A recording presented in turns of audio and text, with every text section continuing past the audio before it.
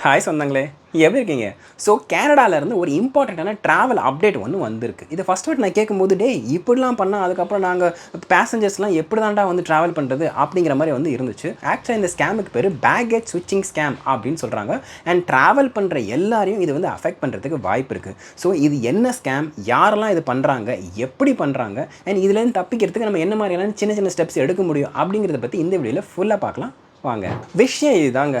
கனடாவை சேர்ந்த CTV news இவங்க என்ன பண்ணுறாங்கன்னா, பல மாதமாக ஒரு இன்வெஸ்டிகேஷன் வந்து பண்ணி அவங்க வந்து ஒரு ரிப்போர்ட்டை வந்து பப்ளிஷ் பண்ணுறாங்க. அது வந்து ஒரு ஷாக்கிங்கான விஷயமா இருக்குது. இது எப்படி ஒர்க் ஆகும் அப்படின்னு பார்த்தீங்கன்னா, இப்போ யூஸ்வலாக நம்ம ட்ராவல் பண்ணும்போது என்ன பண்ணுவோம், நம்ம பேகேஜ் வந்து போய் செக்இன் பண்ணுவோம் இல்லையா.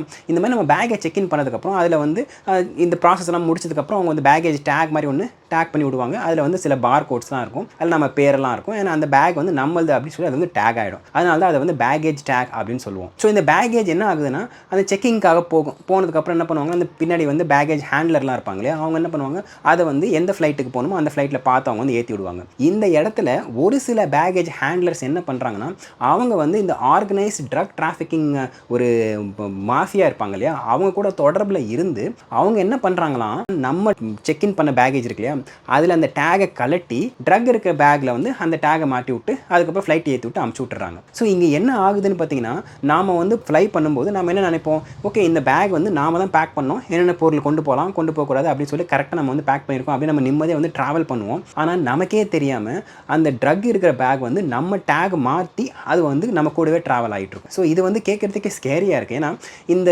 பேகேஜ் வந்து எந்த டெஸ்டினேஷனுக்கு போகணுமோ அந்த டெஸ்டினேஷனில் இவங்களோட ஒரு ஆளே வந்து அந்த பேகேஜ் கெரோசல் இருக்கும் இல்லையா, இந்த எல்லா கஸ்டம்ஸ்லாம் கிளியர் பண்ணி முடிச்சதுக்கப்புறம் அந்த செக்கிங்லாம் கிளியர் பண்ணி முடிச்சதுக்கப்புறம் பேகேஜ் வந்து நம்ம எடுப்போம் பார்த்தீங்களா, அந்த இடத்துல வந்து முன்னாடியே போய் வந்து வெயிட் பண்ணுறாங்க. ஸோ ஒருவேளை அது கிளியர் ஆகிடுச்சு, எங்கேயுமே மாட்டல அப்படின்னா டக்கு நாம் எடுக்கிறதுக்கு முன்னாடியே அவங்க அந்த பேகேஜ் எடுத்துகிட்டு அழகாக வந்து வெளியே போயிடுறாங்க. ஸோ இங்கே வந்து நம்ம பேரை யூஸ் பண்ணி நமக்கே தெரியாமல் நல்ல கிலோ கணக்கில் வந்து ட்ரக்ஸை வந்து இந்த மாதிரி வந்து டிரான்ஸ்ஃபர் பண்ணுறதுக்கு வாய்ப்பு இருக்குது. இது மாதிரி நடந்திருக்கு அப்படின்னு அந்த இன்வெஸ்டிகேஷன் அவங்க வந்து கண்டுபிடிச்சிருக்காங்க. இது வந்து கெனடியன்ஸ் மத்தியில் அண்ட் இந்த மாதிரி வந்து இன்டர்நேஷனல் ட்ராவல் பண்ணுற அந்த மக்கள் மத்தியில் ஒரு பெரிய ஷாக்கிங்கான விஷயமா வந்திருக்கு. அவங்களோட இன்வெஸ்டிகேஷனில் ஒரு 17 கேசஸ் அவங்க வந்து ஹைலைட் பண்ணுறாங்க. அந்த 17 கேசஸில் 16 கேஸ் பார்த்தீங்கன்னா ஒரு பர்டிகுலர் கெனடியன் ஏர்போர்ட்டை வந்து டை ஆகுது. அது என்னன்னு பார்த்தீங்கன்னா டொரண்டோ பியர்சன் ஏர்போர்ட்.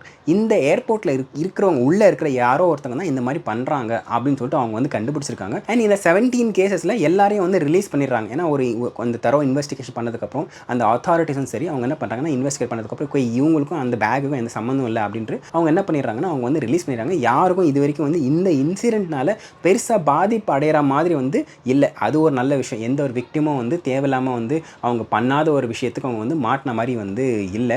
ஆனால் இது ஒரு பெரிய ஹேசல் இல்லையா. ஏன்னா மாட்டில் தண்டனை வாங்கலை, ஓகே தான். ஆனால் அதுக்கு நடுவில் அவங்க வந்து எவ்வளோ இன்வெஸ்டிகேஷன் போயிருப்பாங்க, அவங்க வந்து ஓகே நமக்கு அவ்வளோதான் வாழ்க்கை முடிஞ்சிச்சு அப்படின்னு சொல்லிட்டு ஒரு நிறைய நேரத்தில் நினச்சிருப்பாங்க இல்லையா. ஸோ இது வந்து ஒரு பெரிய வந்து ஒரு ஒரு ஹராஸ்மெண்ட் அவங்களுக்கு. ஸோ இதெல்லாம் வச்சு பார்க்கும்போது இந்த மாதிரி வந்து உள்ளே இருக்கவங்க வந்து பண்ணியிருக்காங்க அப்படின்னு சொல்லி கண்டுபிடிச்சிருக்காங்க. ஸோ இது எப்படி தடுக்கிறது அப்படின்னு பார்த்தீங்கன்னா, அங்கேயே வந்து ஒரு சில ஒரு பாயிண்ட்ஸர் வந்து அவங்க கொடுத்துருக்காங்க. ஸோ அந்த பாயிண்ட்ஸை நான் ஃபஸ்ட் வாட்டி கேட்கும்போது எனக்கு வந்து வாவ் அப்படின்ற மாதிரி இருந்துச்சு. ஏன் அப்படின்னு பார்த்தீங்கன்னா, ஆக்சுவலாக இந்த ஒரு விஷயத்தை நான் வந்து நார்மலாகவே பண்ணுவேன். அண்ட் நான் மட்டும் இல்லை, இந்த மாதிரி அடிக்கடி வந்து ஃப்ரீக்வெண்ட்டாக ட்ராவல் பண்ணுறவங்க இதை வந்து ஆட்டோமேட்டிக்காக இது பண்ணுவாங்க. இது ஏன் பண்ணுறாங்கன்றது அதுக்கு வேறு காரணம். இந்த சூட்கேஸ் நான் காமிக்கிறேன் பாருங்கள். இது வந்து நான் போன வருஷம் யூஎஸ்ஏலேருந்து இந்தியா வரும்போது இந்த டேமேஜ் வந்து இந்த சூட்கேஸ் வந்து ஆயிருக்கு. ஸோ நான் என்ன பண்ணுன்னு பார்த்தீங்கன்னா, இன்ட்யூட்டிவாக எப்பயுமே இந்த மாதிரி ட்ராவல் பண்ண போகும்போது நான் அந்த சூட்கேஸ் எல்லாம் வச்சு அந்த ட்ராலிஸ் எல்லாம் ஒன்றா வச்சு நான் வந்து ஃபுல்லாக வந்து வீடியோ எடுப்பேன். நான் மட்டும் இல்லை, நிறைய இந்த ஃப்ரீக்வெண்ட்டாக ட்ராவல் பண்ணுறவங்க எடுப்பாங்க. இது ஏன் அப்படின்னு பார்த்தீங்கன்னா, இந்த மாதிரி வீடியோ எடுத்து வச்சுக்கிறதுனால நான் ஃபஸ்ட் ஒரு பிக்சர் காமிச்சேன் இல்லையா, அந்த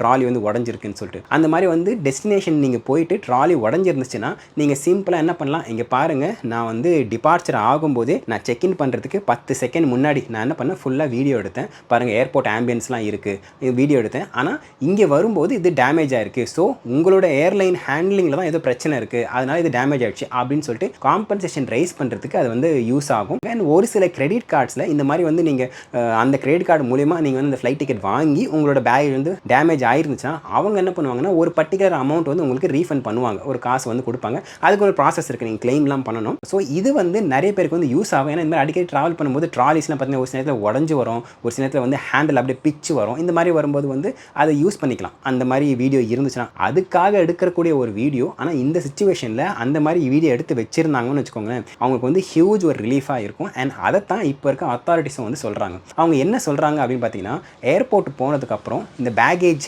நீங்கள் இதில் வைப்பீங்களா, வெயிட் போடுறதுக்கு வைப்பீங்களா, அந்த மாதிரி வெயிட் போட வைக்கும்போது ஒரு வாட்டி வந்து நீங்கள் வீடியோ எடுத்துக்கோங்க. அந்த வெயிட் என்ன இருக்குது, அந்த பேகேஜ் என்ன வெயிட் இருக்குன்னு வீடியோ எடுத்துக்கோங்க. அண்ட் நீங்கள் அந்த பேகேஜ் டேக் போடுறாங்க இல்லையா, அந்த டேக் போடும்போது அந்த டேகோட சேர்த்தும் வந்து ஒரு வீடியோ எடுத்துக்கோங்க. இந்த மாதிரி ஒவ்வொரு பேகேஜும் நீங்கள் இதுதான் என் பேகேஜ், இதுதான் பேகேஜ் டேக் அண்ட் இதுதான் வெயிட் அப்படின்னு நீங்கள் வந்து எடுத்து வச்சுக்கோங்க.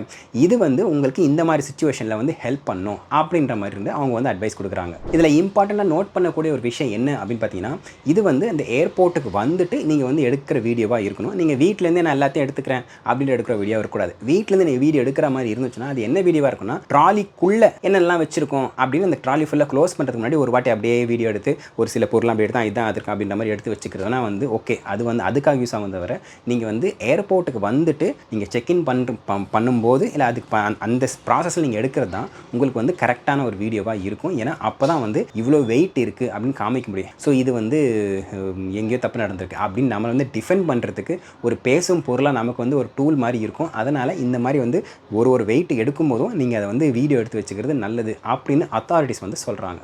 இது கூட பார்த்தீங்கன்னா கெனேடியன் கவர்மெண்ட் கிட்டேருந்து வந்த ஒரு நியூஸ் கிடையாது. இந்த மீடியாக்காரங்க அவங்களோட இன்வெஸ்டிகேட்டிவ் ஜேர்னலிசம் வழியாக அவங்க வந்து கண்டுபிடிச்ச ஒரு ரிப்போர்ட். அண்ட் அவங்க வந்து வேரியஸ் அத்தாரிட்டிஸை வந்து இன்டர்வியூவும் பண்ணியிருக்காங்க. அந்த வீடியோ வந்து யூடியூப்பில் அவைலபிளாக இருக்குது. வேணும்னா நீங்கள் போய் செக் பண்ணி பார்த்துக்கலாம்.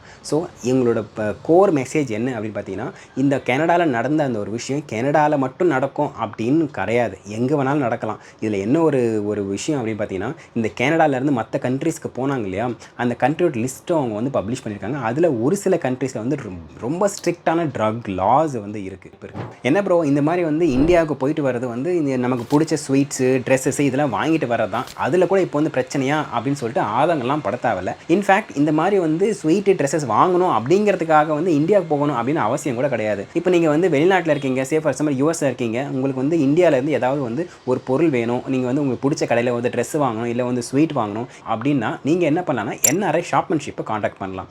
அவங்க நீங்கள் சொல்கிற கடைக்கே போயிட்டு உங்களுக்கு எந்த மாதிரி டிசைன்ஸ் வேணுமோ அதை வந்து உங்களோட ரிக்குவயர்மெண்ட்டை கேட்டு வாங்கி அவங்க உங்களுக்காக ஷாப் பண்ணி உங்களுக்கு 3 to 5 பிஸ்னஸ் டேல அவங்க வேர்ல்டு வைட் ஷிப் பண்ணிவிடுவாங்க. அப்புறம் அந்த வேஷ்டிக்கு வந்து ஓர அடிக்கணும் இல்லை வந்து உங்கள் சாரீக்கு ப்ளவுஸ் ஸ்டிச் பண்ணணும், அவங்களே உங்களுக்கு என்னென்ன வேணுமோ அதை கேட்டு தெரிஞ்சுக்கிட்டு அதை வந்து பர்ஃபெக்டாக பண்ணி உங்களுக்கு வந்து செஞ்சு கொடுத்துருவாங்க. இந்த ட்ரெஸ் எல்லாம் நாங்களாக எடுத்தால் தான் எங்களுக்கு வந்து திருப்தியாக இருக்கும் அப்படிங்கிறவங்களுக்கு அவங்க வீடியோ கால் ஷாப்பிங்கை வந்து ப்ரொவைட் பண்ணுறாங்க.